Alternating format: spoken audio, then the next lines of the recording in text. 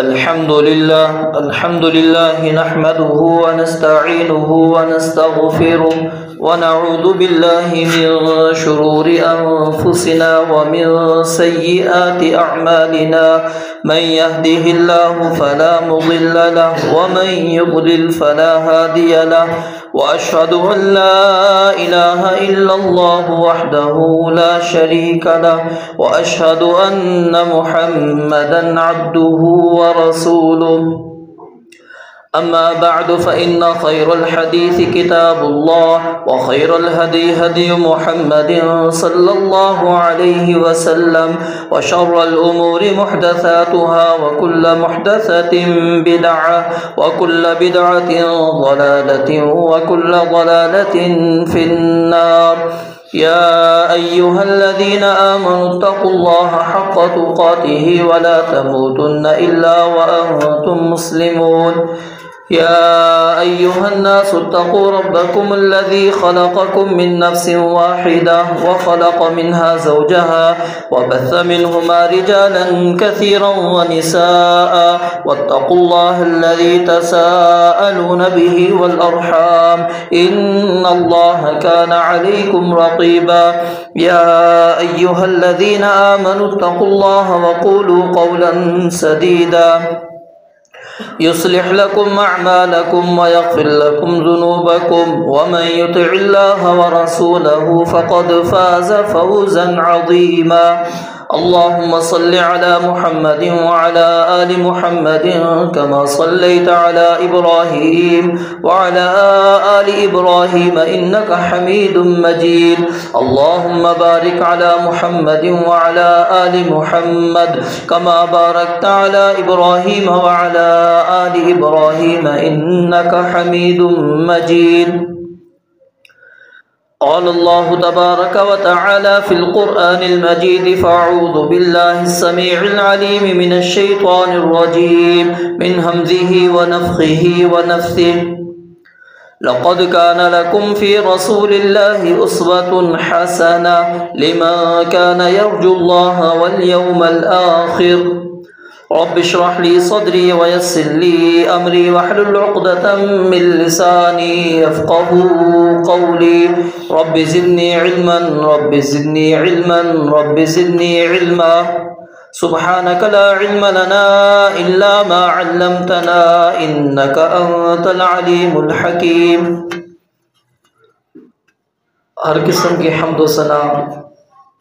تعریفات، توصیفات، تحمیدات، تمجیدات، تقدیسات کے پاکیزہ کلمات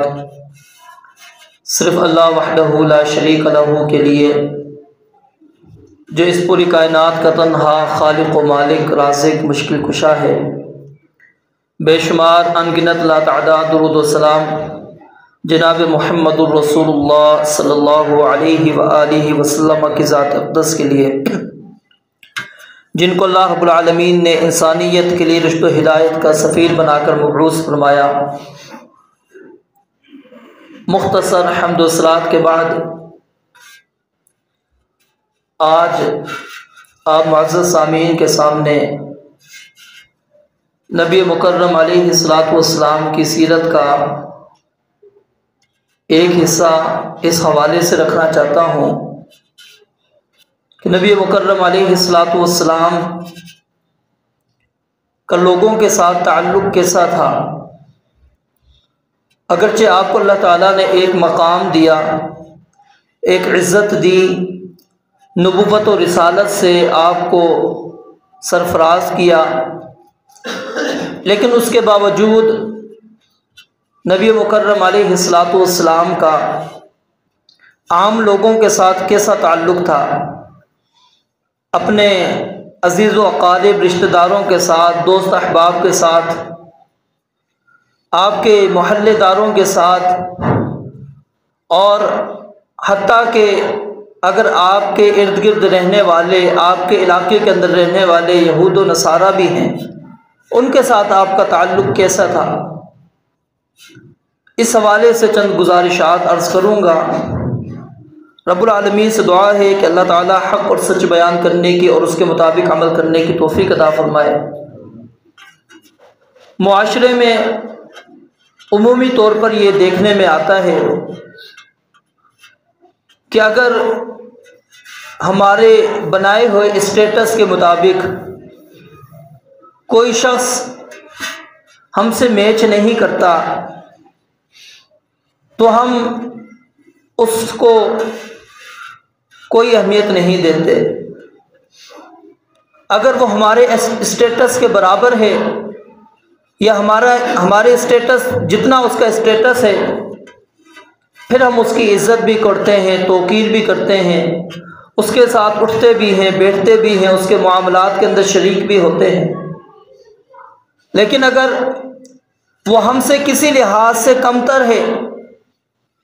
کسی بھی لحاظ سے وہ ہمارے برابر کا نہیں ہے،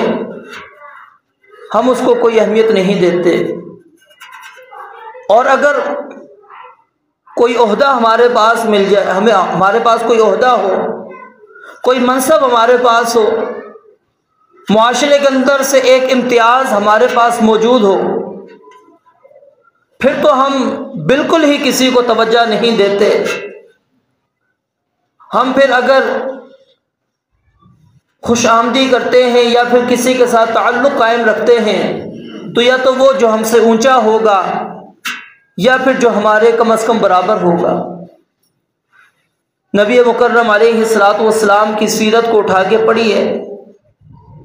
آپ ایک وقت کے اندر آپ کی حیثیت صرف نبوت اور رسالت والی نہیں ہے،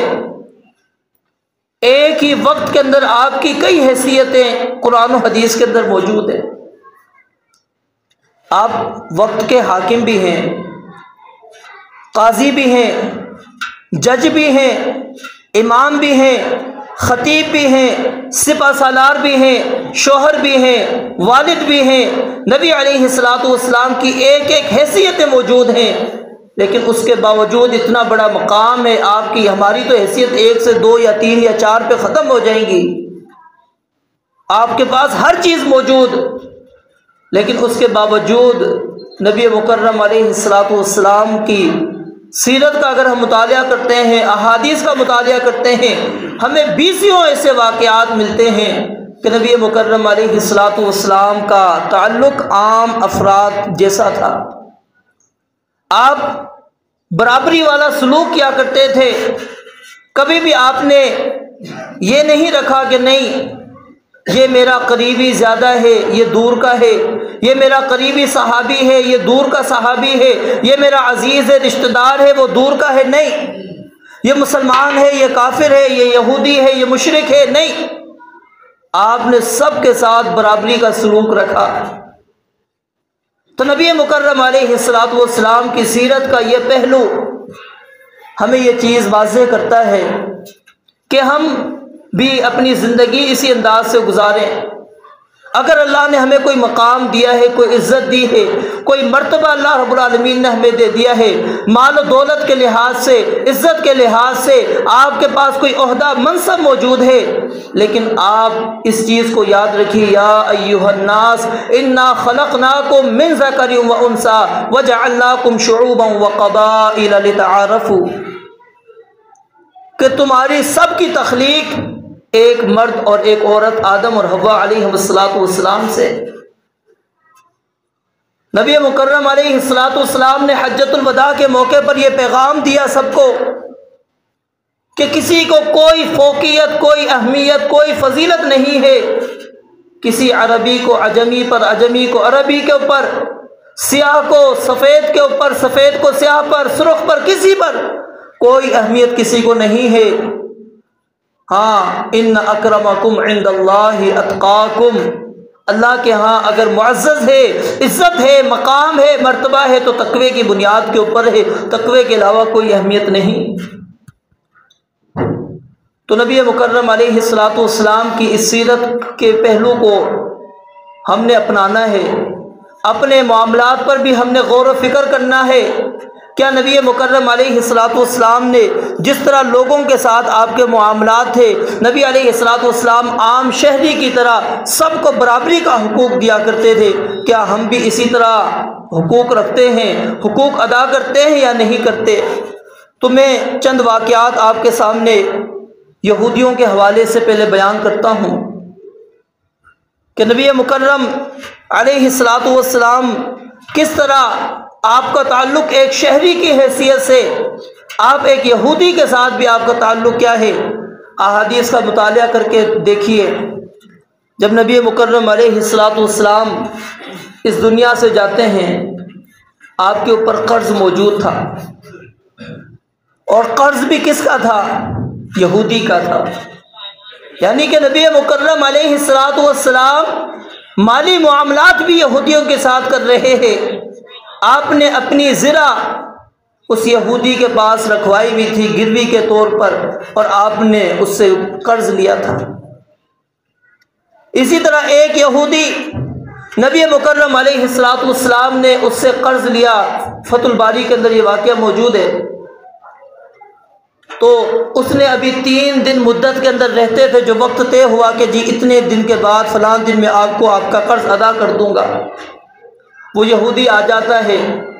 آپ کا راستہ روک لیتا ہے، آپ کو برا بھلا کہتا ہے، سختی کے ساتھ کہتا ہے۔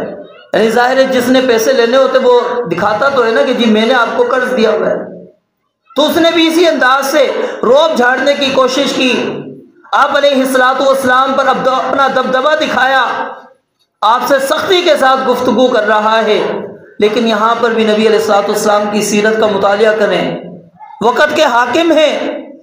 چاہتے پکڑتے اٹھاتے سزا دلوا دیتے، اور سزا دینے کے لیے صحابی آئے تھے، عمر آئے تھے رضی اللہ تعالیٰ عنہ۔ جب عمر رضی اللہ تعالیٰ عنہ نے دیکھا کہ یہودی نبی علیہ الصلاۃ والسلام کو، ہمارے نبی کو اس انداز سے گفتگو کر رہا ہے، کہتا ہے اللہ کے نبی علیہ الصلاۃ والسلام مجھے اجازت دیجیے میں اس کی گردن اڑا دیتا ہوں۔ آپ نے کیا کہا؟ غور کیجیے الفاظ، یہ ہم سب کے لیے، خاص طور پر ہمارے حکمرانوں کے لیے بھی، جو آئے دن ہم تماشے دیکھتے ہیں، اس کے پیچھے کیا ہے؟ ہم نے نبی علیہ السلام کی سیرت نہیں پڑھی ہوتی۔ سخت الفاظ کہہ رہا ہے، وقت نہیں آیا، وقت سے پہلے مطالبہ کر رہا ہے۔ سیدنا عمر کہتے ہیں میں اس کی گردن اڑا دیتا ہوں۔ نبی علیہ السلام نے عمر کو ڈانٹا، عمر تم نے مجھے کیوں نہیں کہا کہ آپ اس کے قرض کی ادائیگی کی کوشش کریں؟ غور کریں الفاظ پر۔ نبی علیہ السلام کیا کہتے ہیں کہ مجھے تمہیں یہ کہنا تھا کہ اللہ کے نبی علیہ السلام آپ نے اس سے قرضہ لیا ہے،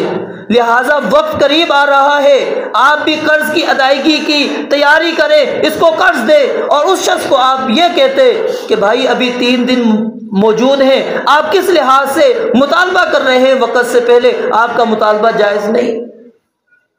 دونوں طرف نبی علیہ السلام نے دیکھے الفاظ، نہ آپ نے یہ کہا کہ تم نے میری سائیڈ کیوں نہیں لی، تم میری وجہ سے میری غیرت میں آ کر آپ نے اس کو قتل کیوں نہیں کر دیا، کہ یہ مجھے یہ کہہ رہا ہے، مجھے برا بھلا کہہ رہا ہے، مجھے بدنام کرنے کی کوشش کر رہا، ابھی وقت بھی نہیں آیا، 3 دن قبل میرے سے آ کے مطالبہ کرتا ہے۔ جب اس یہودی نے نبی مکرم علیہ الصلاۃ والسلام کے اس طرز عمل کو دیکھا کہ میں نے وقت سے پہلے مطالبہ کیا ہے، سختی بھی کی ہے، اور جلیل القدر صحابی بھی موجود ہیں عمر، جس سے شیطان بھی بھاگتا تھا۔ عمر سخت تھے، لیکن اس کے باوجود وہ کہتے ہیں نہ عمر کی سختی وہاں پر کام آ سکی، وہاں پر اگر شفقت آئی تو نبی علیہ الصلوۃ والسلام کی کام آئی، آپ کی شفقت نے مجھے وہاں پر بچا لیا۔ اور اسی چیز کو دیکھ کر وہ یہودی مسلمان ہو گیا، صرف اسی چیز کو دیکھ کر مسلمان ہو جاتا ہے۔ اسی طرح صحیح البخاری کے اندر واقعہ موجود ہے، ایک مہمان یہودی آتا ہے، غیر مسلم ہے، یہودی ہے، مہمان بن کر آتا ہے۔ نبی مکرم علیہ الصلوۃ والسلام کی عادت مبارکہ تھی کہ جب مسجد کے اندر کوئی مہمان آتا، کوئی مدینہ کے اندر نیا شخص آتا، تو سب سے پہلے آپ اس کی ضیافت کیا کرتے تھے۔ غور کریں یہاں پر کہ نبی علیہ الصلوۃ والسلام خود ضیافت کر رہے ہیں، صحابہ موجود ہیں جو کہ ضیافت کر سکتے ہیں، لیکن نہیں، آپ وقت کے امام ہیں، حاکم ہیں، نبی ہیں، لیکن اس کے باوجود جو بھی مہمان آتا ہے مہمان نوازی خود کرتے ہیں۔ تو آپ کی عادت مبارکہ ہوتی تھی کہ آپ گھر پر پیغام بھیجتے، پوچھتے کچھ موجود ہے یا نہیں۔ اگر سارے گھروں سے جواب یہی ملتا کہ نہیں ہے، کچھ بھی موجود نہیں ہے۔ پھر آپ صحابہ کو کہتے کہ یہ مہمان آیا ہے، کون اس کی آج ضیافت کرے گا؟ وگرنہ اگر گھر سے جواب آ جائے کہ گھر میں موجود ہے، آپ کسی صحابی کو نہیں کہتے تھے کہ اس کو جائیں کھانا کھلائیں، خود لے کر جاتے۔ نبی علیہ الصلوۃ والسلام اس کو لے گئے، آپ نے ایک بکری کا دودھ دوہا، اس کو پلایا، اس نے پی لیا، پھر دوسرا 3 4 7 بکریوں کا دودھ پی گیا، 7 بکریوں کا دودھ پی گیا۔ اور پھر روایات کے اندر یہ آتا ہے، وہ کہتا ہے میں امتحان لے رہا تھا، میں نبی علیہ الصلوۃ والسلام کے صبر کو چیک کر رہا تھا کہ دیکھوں آخر یہ بندہ کیا میری بھوک کو مٹاتا ہے یا نہیں مٹاتا، کیا میں اس سے جب تک مطالبہ کرتا چلا جاؤں یہ مجھے دودھ پلاتا ہے یا نہیں پلاتا۔ صرف چیک کرنے وہ آیا کرتے تھے، اذیتیں دینے، تکلیف دینے، نبی علیہ الصلوۃ والسلام کی سیرت کو پرکھنے آیا کرتے تھے۔ 7 بکریوں کا دودھ پی لیا، 7 پیالے پی لیے۔ وہ نبی علیہ السلام نے کہا پیٹ بھر گیا؟ کہاں بھر گیا، رات ہوئی سو گئے۔ صبح مسلمان ہو گیا، اور جب مسلمان ہوا پھر اس کو دودھ کا دوبارہ پیالہ پیش کیا گیا تو 1 پیالے سے زائد نہیں پی سکا۔ آپ نے فرمایا کہ کافر جو ہے 7 آنتوں کے اندر کھاتا ہے، تم کافر تھے اس وقت 7 بکریوں کا دودھ پی گئے ہو، اب مسلمان ہو گئے، دیکھو 1 بکری سے تمہاری بھوک ختم ہو چکی ہے۔ لیکن غور کریں یہاں پر اس واقعے کے اندر کہ نبی علیہ الصلوۃ والسلام خود آپ ضیافت کر رہے ہیں اور کوئی مسلمان نہیں ہے، غیر مسلم ہے۔ حبشہ سے ایک وفد آیا۔ حبشہ وہ علاقہ ہے جہاں مسلمان ہجرت کر کے سب سے پہلے گئے تھے۔ حبشہ کے بادشاہ نے مسلمانوں کو پناہ دی تھی۔ نبی علیہ الصلوۃ والسلام اس بادشاہ کی بڑی عزت اور توقیر کیا کرتے تھے، کیوں کہ اس نے آپ کے صحابہ کو جگہ دی، پناہ دی تھی، مقام دیا تھا، عزت دی تھی۔ وفد آتا ہے، نبی علیہ الصلوۃ والسلام کے اصحاب کہتے ہیں ان کی ضیافت ہم کرتے ہیں، آپ کہتے ہیں نہیں، کھلاؤں گا بھی میں اور ان کو دوں گا بھی، آگے پیش بھی میں ہی کروں گا، کوئی صحابی آگے نہ آئے۔ یہ آپ عزت دیا کرتے تھے، احترام کر رہے ہیں، اور بدلہ اصل میں کیا ہے کہ میرے ساتھیوں کے ساتھ انہوں نے، ان کے بادشاہ نے اچھا سلوک کیا ہے، اس کی رعایا میرے پاس آئی ہے، تو میرا بھی حق بنتا ہے کہ میں بھی ان کے ساتھ حسن سلوک کروں۔ وہ یہودی بچے کا واقعہ بھی ہمارے سامنے موجود ہے۔ اب دیکھیں نا، بچہ ہے چھوٹا سا، عیادت کے لیے جا رہے ہیں، آپ کہتے ہیں نا چلو بڑا ہوتا، مالدار ہوتا، کوئی مال دولت کی کوئی لالچ ہوتی، غرض ہوتی، چھوٹے بچے سے کیا غرض ہے؟ چھوٹا بچہ ہے، کیا لالچ ہے اس سے؟ کچھ لالچ نہیں، اس نے کیا دینا ہے؟ بیمار ہو جاتا ہے، یہودی بچہ ہے، نبی علیہ الصلوۃ والسلام جاتے ہیں، عیادت کرتے ہیں، آپ اسلام کی دعوت پیش کرتے ہیں، وہ والدین کی طرف دیکھتا ہے، والدین کہتے ہیں بات مان لو، مسلمان ہو جاتا ہے۔ وہ یہودیہ عورت کا واقعہ بھی موجود ہے، اور وہ یہودیہ عورت کہتی ہے جب میں نے دعوت کی، دعوت کرنے پر مجھے یہودیوں نے مجبور کیا، اور مجھے مجبور کیا کہ تم کھانے کے اندر زہر بھی ملاؤ گی۔ کہتی ہے میں نے نبی علیہ الصلوۃ والسلام کو کہا میں نے آپ کی دعوت کی ہے، وہ آپ کے ساتھ چل پڑے۔ نبی علیہ السلام کی عادت تھی کہ چاہے غریب ہے، امیر ہے، بڑا ہے، چھوٹا ہے، جو بھی آپ کو دعوت دیتا آپ اس کی دعوت کو قبول کرتے تھے۔ یہ نہیں دیکھتے تھے کہ نہیں دعوت دینے والا کون ہے، اس کا مقام کیا ہے، عزت کیا ہے، میرے برابر ہے، خاندان کے لحاظ سے کیسا ہے۔ آج ہم یہ ساری چیزیں چیک کر رہے ہوتے ہیں، ہم دیکھتے ہیں کیا اس کے گھر پر جانا، اس کے دروازے پر جانا میری توہین تو نہیں، ہم اہانت سمجھتے ہیں اپنی کہ میری توہین ہو جائے گی، میں اس کی دعوت کے اندر شریک ہو جاؤں، میں اس کے گھر پہ چلا جاؤں، اس نے مجھے کھلانا ہے تو کیا کھلائے گا، 1 2 کھجور دینا ہے، پانی دینا ہے، نہیں، آپ یہ چیزیں نہیں دیکھا کرتے تھے، آپ سب کی دلجوئیاں کیا کرتے تھے، وہ چاہے مشرک ہے، یہودی ہے، مسلمان ہے، جو بھی آپ کو دعوت دیتا آپ کو کہتا آئے میرے ساتھ چلے، میرا کام ہے، آپ ساتھ چل پڑتے، میری یہ ضرورت ہے پوری کریں، آپ ساتھ چل پڑتے تھے۔ پچھلے جمعے میں یہ واقعات بھی آپ کے سامنے رکھے۔ تو وہ یہودی آئی عورت اور اس نے دعوت کی، نبی علیہ الصلوۃ والسلام خود اور ایک صحابی کو ساتھ لے کر چل پڑے۔ آپ گئے، کھانا کا لقمہ شروع کیا، 1 لقمہ کھایا، اللہ نے وحی نازل کر دی کہ اس کے اندر زہر موجود ہے۔ یہاں سے وہ لوگ بھی تھوڑا سا سوچیں سمجھیں جو کہتے ہیں کہ نبی علیہ الصلوۃ والسلام غیب کا علم رکھتے تھے۔ آپ کو لقمہ کھانے سے پہلے تو نہیں پتہ لگا، اللہ نے جب تک وحی نہیں نازل کی آپ کو نہیں پتہ لگا پیغمبر کے پاس جبریل آئے، جبریل نے بتلایا زہر ملا ہوا ہے، ایک لقمہ کھا چکے تھے، اور صحابی جو آپ کے ساتھ ہے وہ بھی لقمہ کھا چکا تھا چند، آپ نے منع کر دیا اور اس صحابی کی اس وقت کی وجہ سے شہادت بھی ہو گئی۔ اور پھر نبی علیہ السلام کی جب وفات کا وقت آیا، سید عائشہ رضی اللہ تعالیٰ عنہا کو آپ نے فرمایا کہ وہ جو یہودیہ نے مجھے کھانا کھلایا تھا، وہ ایک لقمہ زہر کا جو میں نے کھایا تھا، آج بھی اس کا درد، اس کی تکلیف میں اپنے گلے میں محسوس کر رہا ہوں۔ نبی علیہ السلام اگر غیب کا علم جانتے ہوتے تو آپ اس کی دعوت میں نہ جاتے ہیں، جاتے تو کھانا نہ کھاتے، آپ کہتے چلو ٹھیک ہے آپ نے بلایا میں آ گیا ہوں، لیکن ہم کھانا نہیں کھا سکتے، آپ کا کوئی بھی عذر بہانہ بنا لیتے، نہیں، کیونکہ آپ کو غیب کا علم نہیں تھا۔ اندازہ لگائیے، ایک عام عورت ہے، مشرکہ ہے، یہودیہ ہے، آپ کو دعوت دے رہی، آپ جا رہے ہیں۔ نبی مکرم علیہ السلام کا جمعے کے بعد معمول تھا، صحیح بخاری کے اندر واقعہ موجود ہے، ایک عورت صحابیہ وہ نبی مکرم علیہ السلام کی اور صحابہ کرام کی دعوت کیا کرتی تھی، آپ جمعہ پڑھانے کے بعد اس کے گھر پر جا کے کھانا کھایا کرتے تھے۔ کبھی بھی آپ نے یہ نہیں کہا کہ دعوت دینے والا کون شخص ہے۔ پھر نبی علیہ السلام کی ایک اور واقعہ آپ کے سامنے ہی آپ کے علم میں ہے، صحیح بخاری کے اندر یہ بھی، وہ مسجد کی صفائی کرنے والا قصہ، وہ عورت یا مرد دونوں الفاظ امام بخاری رحمۃ اللہ علیہ نے نقل کیے کہ جب وہ فوت ہو گیا رات کے وقت صحابہ کرام نے اس کو دفنا دیا، اور اس ڈر سے کہ نبی علیہ السلام کو پریشانی ہوگی، تکلیف ہوگی، آپ کو آگاہ نہیں کیا، خبر نہیں کی، جنازہ پڑا، اس کی تدفین کر دی، صبح ہوئی، نبی علیہ السلام کو پتہ لگا تو آپ علیہ السلام نے فرمایا کہ مجھے کیوں نہیں بتلایا۔ اب غور کریں خادم کی ہم کیا حیثیت رکھتے ہیں، مسجد کی صفائی کرنے والے کی ہمارے ہاں کیا اہمیت ہے، یا پھر عام ہی صفائی کرنے والا لے لیجئے نا جو خاک روب ہے، اس کے ہمارے نزدیک کیا ہے، سب سے اگر کم پوسٹ اگر ہمارے پاس ملتی ہے وہ کون سی، یہی ہے نا کہ جی چپڑاسی ہے یہ بندہ۔ لیکن نبی علیہ السلام اس کی کیونکہ وہ کس گھر کا خادم ہے، مسجد کا، اللہ کے گھر کا،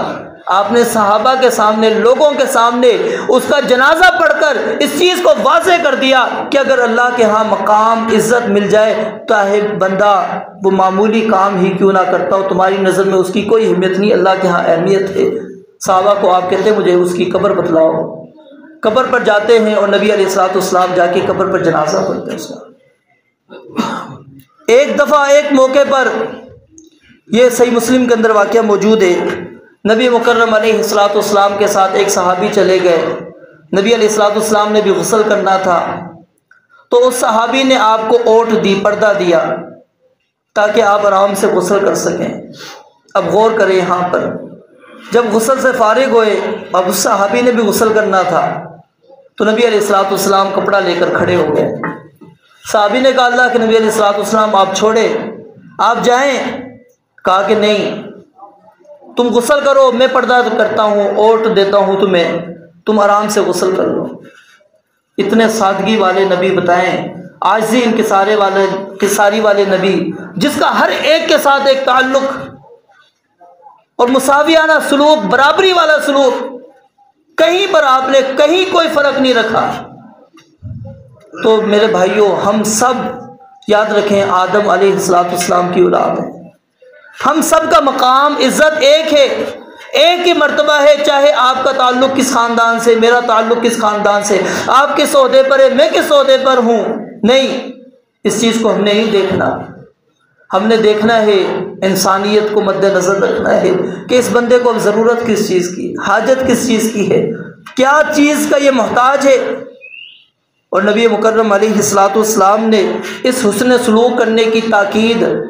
جو بندہ اس انداز سے زندگی گزارتا ہے، ہر ایک کے ساتھ برابری والا سلوک رکھتا ہے، جب اس کو مدد کی ضرورت ہوتی مدد کرتا ہے، نبی مکرم علیہ السلام اس کو خوشخبری سناتے ہیں، صحیح مسلم کی روایت ہے کہ واللہ فی عون العبد ما کان العبد فی عون اخیہ، کہ اللہ تعالیٰ اس بندے کی مدد میں موجود ہوتے ہیں جب تک بندہ اپنے بھائی کی مدد کرتا ہے۔ اگر ہم چاہتے ہیں کہ ہمارے ساتھ بھی اسی طرح کا سلوک کیا جائے، لوگ ہمیں بھی وہی احترام دیں، وہی عزت دیں، وہی مقام دیں جو نبی مکرم علیہ السلام کو دیا گیا، اٹھا کے تاریخ کا مطالعہ کریں۔ موجودہ دور کے اندر کتاب لکھنے والا عیسائی مصنف ہے، مسلمان مصنف نہیں ہے، عیسائی مصنف ہے۔ عیسائیوں کا نبی کون ہے؟ عیسیٰ علیہ السلام۔ عیسائیت غالب آنی چاہیے تھی نا اس کے اوپر۔ وہ اپنی کتاب کا آغاز کرتا ہے 100 عظیم شخصیات، کتاب کا نام ہے، جا کے پڑھے، موجود ہے مارکیٹ کے اندر۔ اس نے سب سے ٹاپ کے اوپر اگر کسی کو رکھا ہے کہ اگر عظیم ترین شخصیت اگر کائنات کے اندر کوئی موجود ہے تو وہ محمد الرسول اللہ صلی اللہ علیہ وسلم۔ اپنے نبی کو بھی نہیں اس نے آگے کیا، نبی علیہ السلام کو، کیونکہ اللہ نے لقد کان لکم فی رسول اللہ اسوۃ حسنہ، ایسے نہیں اللہ نے آپ کو اسوہ حسنہ بنا دیا، ایک ایک چیز کے اندر دین اسلام کے اندر رہنمائی موجود ہے ہماری۔ لیکن ہماری بدقسمتی ہوتی ہے کہ ہم مطالعہ نہیں کرتے احادیث کا، ہم مطالعہ نہیں کرتے سیرت کا۔ ایک ایک مسائل کا حل آپ کی سیرت سے ہمیں ملتا ہے۔ نبی علیہ السلام نے زندگی گزار کر دکھا دی ہے، ہر ایک کے ساتھ سلوک کر کے، تعلق گزار کر نبی علیہ السلام نے یہودیوں کے ساتھ، عیسائیوں کے ساتھ، مشرکین کے ساتھ، مسلمانوں کے ساتھ، سب کے ساتھ آپ نے زندگی برابر کی گزار کے ہمیں دکھا دی ہے کہ گزاری جا سکتی ہے۔ ہم کہتے ہیں کہ نہیں، ہمارے سٹیٹس برابر نہیں ہوتے، ہماری اہمیت برابر نہیں ہے۔ میں جی وقت کا حکمران ہوں، میرے پاس علاقے کی ناظمیت موجود ہے، میں علاقے کا چودھری ہوں، آپ عام بندے ہیں، عوام ہیں، آپ کی کوئی اہمیت نہیں۔ ایک بھی حدیث کا مطالعہ اٹھا کے دیکھیں، آپ کو فرق والی ایک روایت بھی ایسی نہیں ملے گی کہ آپ نے فرق کیا ہو کبھی۔ تو میرے بھائیوں، اگر ہم چاہتے ہیں کہ نبی علیہ السلام کی اسی سیرت کے اس پہلو کو ہی اگر صرف ہم مطالعہ کریں، اپنا لیں، یہ جو ہمارے آئے دن ہم دیکھتے ہیں معاملات بگڑتے ہوئے، حکمرانوں کے، عواموں کی آپس میں لڑائی جھگڑے، وہ ساری کی ساری ختم ہو سکتی ہے، کیونکہ ہم برابری کا سلوک جو ہمیں نظر نہیں آ رہا ہوگا، وہ اپنی مقام کو مد نظر رکھ رہے ہوتے ہیں، عوام کے مطابق وہ اپنی زندگی کو نہیں مد نظر رکھ رہے ہوتے ہیں، وہ سمجھتے ہیں ہم الگ دنیا میں رہتے ہیں، یہ ایک الگ دنیا میں رہتی ہے، تو پھر ظاہر ہے انسان ہے، انسان سے پھر معاملات تو بگڑ جاتے ہیں۔ تو اس لیے جب ہم نبی علیہ السلام والی طرز والی زندگی گزاریں گے تو یقیناً یہ ہماری جو ہم فسادات، لڑائی جھگڑے یہ دیکھتے ہیں سارے کے سارے ختم ہو سکتے ہیں۔ رب العالمین سے دعا ہے اللہ تعالیٰ سمجھنے عمل کرنے کی توفیق عطا فرمائے۔ وآخر دعوانا الحمد للہ رب العالمین۔